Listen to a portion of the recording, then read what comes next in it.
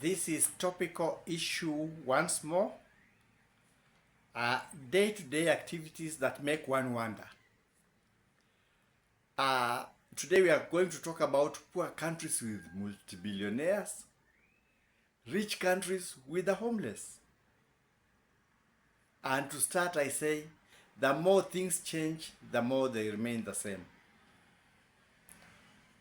We were told the story just prior to independence that capitalism was a panacea to all economic ailments. Others were inscripted into the thought that communism was the only way equality could be achieved. Socialism was the midway to all earthly problem solutions. We were dragged with ideas and made to go high on them, like we had taken cannabis or something of that. Those generations of drugs. Wars was waged in the name of capitalism. In fact, countries fought. This country is communist. You wage a war. They want to bring communism to us. They want to bring capitalism to us. Socialism. And you are called stupid if you never conformed to any. Then a religious awakening that fully religious states, others wanted to become Christian states, others became Islamic states, were the ultimate realization that God and man were in perfect leadership of the states. Racialism became a hobby to many of the so-called advanced states, and perceived nationalism ignited in the so-called oppressive states. We were granted independence from protectorates and hyped our devotion by the defeat of the colonial powers in fierce battle struggles. You can follow history. Look at most countries' independence. There were no war pacts of surrender. Yes, there were skirmishes, but many of them would end up after skirmishes. There is a calm, it's a protectorate, and then gains independence.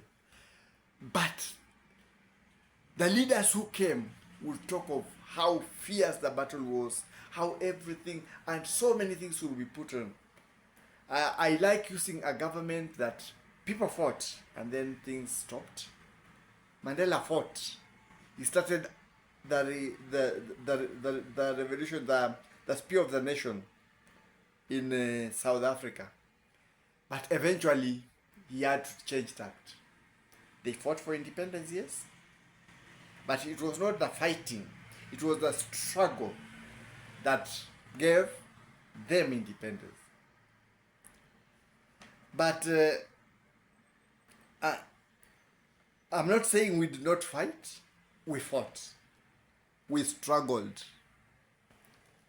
But those who came, many hyped that struggle. Later,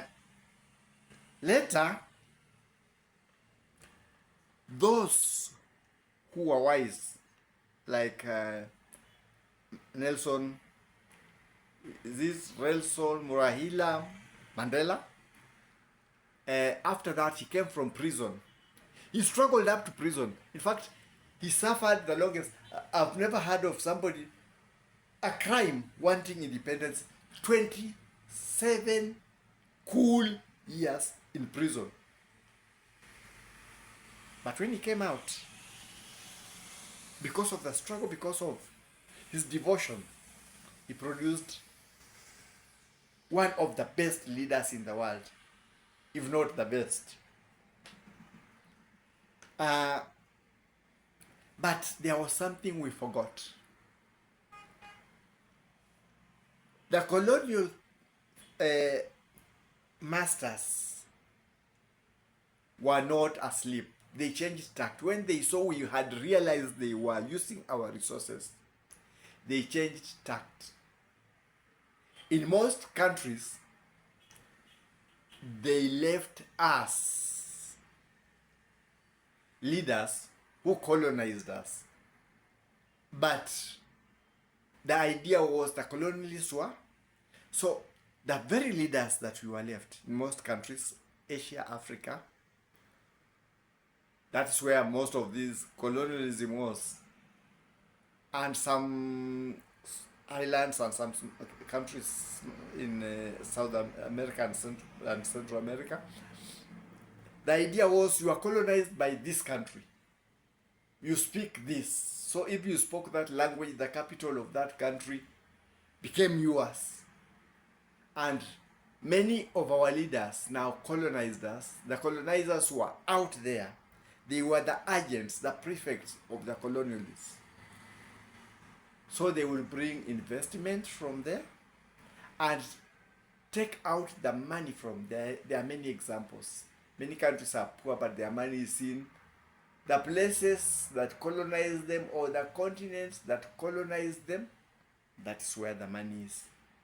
Everybody was relating with the colonizing powers.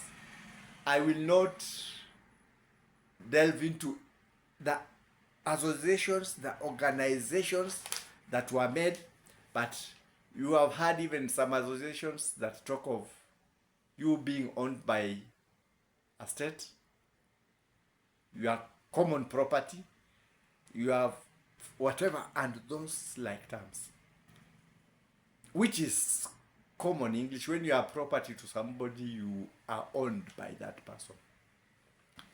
But by then we were jumping, saying we have gained independence, but we were being colonized from a distance. The colonizers now playing the leaders as puppets, the marionettes with their strings. So they pull the strings, but what rises there is one of your own. But when you look at all aspects, the laws, everything governing you, the lifestyle, they are there. That's why in some places you will hear people saying, sisi ndio wazungu tulibaki, sisi ndio whatever things like that. Because we ended up being agents mentally, psychologically, and sometimes monetarily. We even valued, up to now, their currencies more than ours. Lifestyle, there's an amalgamation of our two lifestyle, but there are others who have taken totally. When you are totally foreign, you are totally advanced, but you are independent.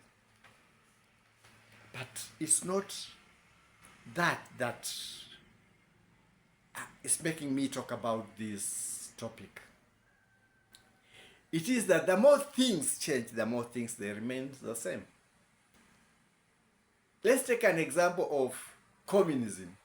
In communism, everybody was supposed to be the same, share state property equally. So they were all supposed to be at one level. Don't we have communist countries with multi-billionaires and other people having nothing totally? Poor, like the countries that are being called developing countries, or even poorer. Yes, there was socialism where the society was to be at the center of everything. But look at some of the socialist states also. The same thing is there. And then there were those who were hyping. Capitalism is the panacea to everything. Become capitalist, good life. Tell me, some of those big countries, aren't there homeless people? Aren't there poor people? Yes, they'll come preach to you the same thing, but the very same conditions that they tell you they are coming to rescue you from, in their very own backyard, there are people of a similar character. Talk of ghettos there, there are ghettos there. Talk of gangs, street gangs being formed because of frustration in the same countries. Talk of crime in the same countries. So we can see that the political formation, the political alignment does not make any changes to any country. Look at the countries that we have called religious, because we know when you have put religion and see the violation of human rights, the oppression, an equal society, there are still those that were telling us if we belong to this religion, belong to that religion, our solution has come. Because our leaders, or whatever, will be leaders. And they will be leading us in unison with the Spirit of God. And everything will be super. What we find? Inequalities, all kinds of crimes, we call it corruption, even corruption in those states. And you wonder, now what is the panacea? Well, having said that, we realize that the countries that colonize are also colonizing. Some of the people within the society are colonizing. They are reaping the resources from their very own countries who are disadvantaged. So why am I talking about this? I'm talking about this not because I want us to raise racial tension, no. But I want to bring this out to everybody to get to know. Those who colonize, either your own kind or the other kinds, have formed. We used to say that there are these sects in society, caste systems. They have formed castes, and these castes of the high people are interlinked worldwide. So it is a worldwide problem. They keep that caste. They do everything within that caste to the disadvantage of the other societies. And they are able to push ideas. The way I was talking of policies and whatever, to your disadvantage. So why am I talking about this? I'm saying that for those who are in the upper caste, because when I talk of caste, people think it's only India. No. Look at the schools you take your children. There are some people in other countries, they never even learn the education system of that country because they are being fashioned for international life. And there are others, they learn the general, and the others they are not even able to afford.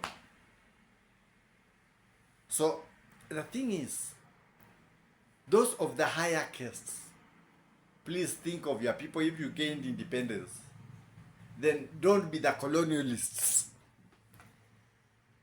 Yes, be nationalists, because most of us have perceived nationalism. You appear to be a nationalist, but there is no nationalism in you. You can sell everything. You can even sell the country if you are given a chance. So let's have nationalism. Let those of a higher caste think of those from their own countries as their brothers and sisters. Please release resources also to them. God created you on this earth, put you in different geographical conditions. That is what's written in the Bible. that he knew you, he created you and put you in various geographical positions, and within that gave you different languages and grouped you as one. So don't form case that will look at others as if they're not part of you. But also for the common people, I've always been talking of you having the power in the preamble. Don't go violent, because that is the way many of the uppercase want. You start violence, then it's solved by violence, and policies and laws that govern violence suppress you. Use those who are willing to change these things legally, constitutionally, so that you also have a right in your own country, a right to enjoy life and the resources of your country, a right for freedom in your country. There are some people in their very own countries, they don't even feel free. So nobody would give you those things. Most of the people in the upper caste enjoy that. They have the power, the privileges, and everything. It is to you to use your constitutional rights and the God-given rights, because God created us, He's given us different talents, but God sees us as the same. The country sees you as the same. Your president and the beggar on the street in your country's constitution has equal rights. So use those constitutional rights to claim your rightful position. Claim your rightful shares in the, be it economy, be it social rights, be it legal rights of your country. You have a right to those things, God-given right, a birthright from God. But you have to wake up and go after them. But don't go after them violently, because that is how the upper caste would like you to do. They have the mechanism to suppress such a things, and then extend, suspend everything. You can suspend the law. They are being unruly. They want to cause a rebellion. So, but when you follow it the legal way, you will achieve. So, let those who feel for their societies, because now we see colonization is not only by powers from Europe, from where, no. We have colonialists within your own countries, colonialists within your own society, colonialists within your own villages. They are there. And many of them are always, that's why many of us are always, we always aim at going out, investing out. Ask somebody tells you, do you have a bank account in some countries abroad?